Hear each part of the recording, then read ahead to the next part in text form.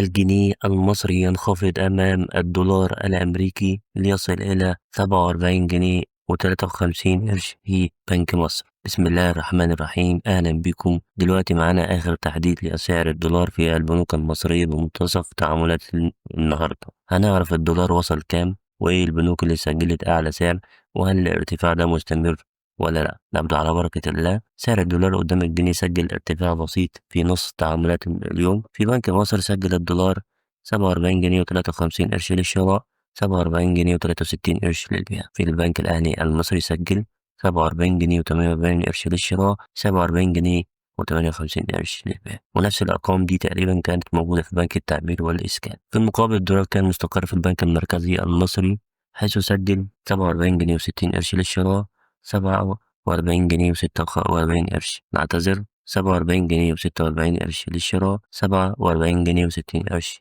للبيع. لو حابب تتابع أسعار الدولار والعملات أول بأول، ما تنساش تعمل لايك وتفعل الجرس عشان يوصلك كل جديد. سلام.